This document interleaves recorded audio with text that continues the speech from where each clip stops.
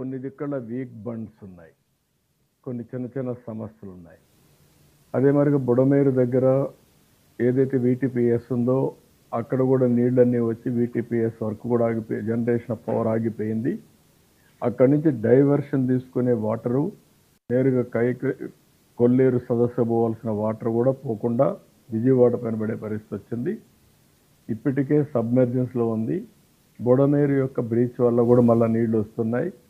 ఇప్పుడు అక్కడికి పోవాలన్నా మాకు పాయింట్ కూడా లేదని చెప్పి ఇరిగేషన్ డిపార్ట్మెంటు గండి పూడ్చడానికి కూడా వీలు కాకుండా ఉంది. దానికి కూడా అన్ని ప్రయత్నాలు చేస్తున్నాం. అదే మరి ప్రకాశం బ్యారేజ్ కిందన ఏదైతే 10 లక్షలు 10.5 లక్షలు క్యూసెక్స్ ఆఫ్ వాటర్ వచ్చినప్పుడు వీక్ బండ్స్ ఉన్నాయి. అవి శాండ్ బస్తాలు అవన్నీ పెట్టి ఏమేం చేయాలనో అవన్నీ రీఎన్ఫోర్స్ చేస్తున్నాం. కలెక్టర్స్ని అప్రమత్తం చేశాం. వారికి కూడా అప్రమత్తం చేసి ఎంతవరకు సురక్షితమైన ప్రాంతాలకు పంపించాలో పంపిస్తాం. అదే మరిగా బండ్స్ని కూడా ఎంతవరకు స్ట్రెంగ్తన్ చేయాలనో స్ట్రెంగ్తన్ చేస్తాం. ప్రజలకు కూడా ఒకటే అప్పీల్ చేస్తున్నా, మీరు కూడా భాగస్వాములు కండి. ఇది మీ ప్రభుత్వం. అన్ని విషయాల్లో కూడా శ్రద్ధ తీసుకున్నాం. మేము మనుషుల్ని చనిపోనీయకుండా వీలైనంత వరకు ప్రాణ నష్టాన్ని కాపాడాం, పశువుల నష్టాన్ని కాపాడాం. అదే మరిగా ఇప్పుడు లేటెస్ట్ మనం చూస్తే ఆస్తులు కూడా బాగా పంటలు కూడా డ్యామేజ్ అయ్యే పరిస్థితికి వచ్చాయి. అవి కూడా చూసినప్పుడు మనకు దగ్గర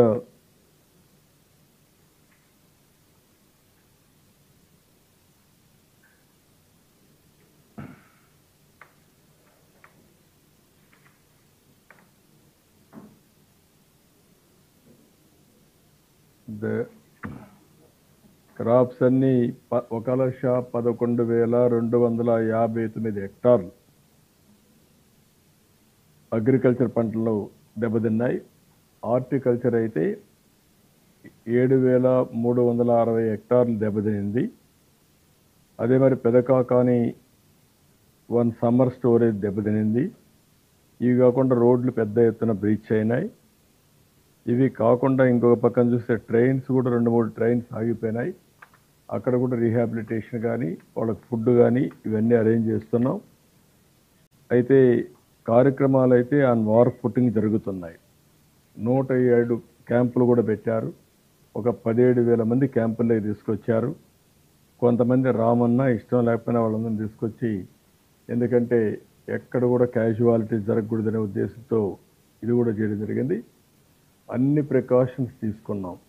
ఇది అయిన తర్వాత ఇప్పుడు పంటలు ఎక్కడా దెబ్బతినకుండా ఎక్కడ వీలైతే అక్కడ బోట్స్ కావాలంటే బోట్స్ అన్ని ఒక 8 మోటరైజ్డ్ బోట్స్ పంపించాం. 2 చాపర్లు కూడా పనిచేస్తున్నాయి. ఇవన్నీ కూడా పర్ఫెక్ట్గా కోఆర్డినేట్ చేసి మొత్తం ఎక్కడికక్కడ తీసుకోవాల్సిన అన్ని చర్యలు తీసుకొని కంట్రోల్ చేస్తున్నాం. నాకు ఈ విషయంలో, ఎందుకంటే ఎప్పుడు కూడా తెలుగుదేశం ప్రభుత్వం ఉన్నప్పుడు, ఎన్డీఏ ప్రభుత్వం ఉన్నప్పుడు అన్ని విధాల చర్యలు తీసుకుంటాం. ప్రాణ నష్టం లేకుండా కాపాడుతాం. ఆ తర్వాత రీహాబిలిటేషన్ కూడా, రెస్క్యూ అయితే చేయగలిగాం. రిలీఫ్ అయితే ఇప్పటి నుంచి ప్రారంభం అవుతుంది. రిలీఫ్ కూడా కొంత పెంచాం. పెన్షన్ రిలీఫ్ కూడా మేము అనౌన్స్ చేస్తాం. 25 కేజీలు యూనిఫామ్గా అందరికి ఇవ్వడానికి, 1 KG dal, 1 KG sugar, 1 KG ఉల్లిపాయలు, అదే మరి 1 కేజీ పొటాటో, ఆయిల్ 1 కేజీ, ఈ 5 కమాడిటీస్ 5 కేజీలు, 25 కేజీలు షుగర్ కూడా ఇస్తామని చెప్పాం. అది కూడా చెప్పాను నేను. ఇవి ఇచ్చిన తర్వాత ఎవరైతే వీవర్స్ ఉంటారో వాళ్ళకి పనులు చాలా రోజులు, 1 నెల 2 నెలలు ఉండవు కాబట్టి వాళ్ళకి ఎక్స్ట్రాగా 25 కేజీలు 50 కేజీలుగా ఇస్తున్నాం. ఫిషర్మెన్ వేటకు పోలేరు కాబట్టి వాళ్ళకు కూడా ఒక 50 కేజీలు బియ్యం అదనంగా ఇస్తాం. అంత మునుపు ఉండే డబ్బుల కంటే 5 లక్షల రూపాయల ఎక్స్గ్రేషియా కూడా అనౌన్స్ చేశాం.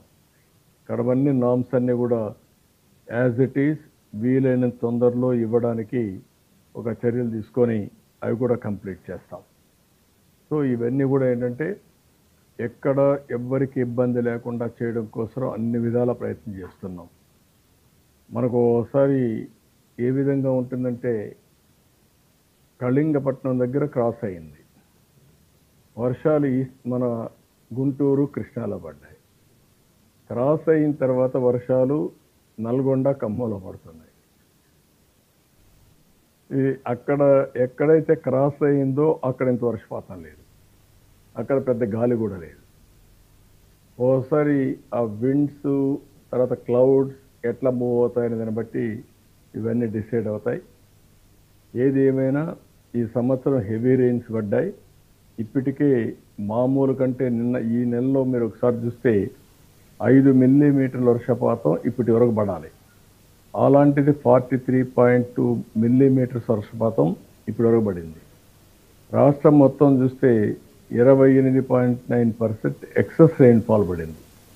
కొన్ని దగ్గర 60% పడింది. ఆ విధంగా మనం చూసినప్పుడు 3 జిల్లాలైతే 60% అంటే ఎక్కువ పడ్డాయి. 19 జిల్లాలు 20 నుంచి 59% ఎక్కువ పడ్డాయి. నార్మల్గా పడింది 4 జిల్లాల్లో పడ్డాయి. దానికంటే కిందన డెఫిసిట్ ఎక్కడా లేదు. అన్ని దిక్కల అబవ్ నార్మలే రెయిన్ఫాల్ పడే పరిస్థితి వచ్చింది. రిజర్వాయర్స్ కూడా ఆల్మోస్ట్ ఆల్ ఫుల్ అవుతున్నాయి. నేను చాలాసార్లు చెప్పాను, ఎట్టి పరిస్థితుల్లో భవిష్యత్తులో ఆంధ్రప్రదేశ్ రాష్ట్రాన్ని డ్రౌట్ ప్రూఫ్ రాష్ట్రంగా, కరువు రహిత రాష్ట్రంగా తయారు చేయాలని ధ్యేయంతో ముందుకు పోతున్నాం.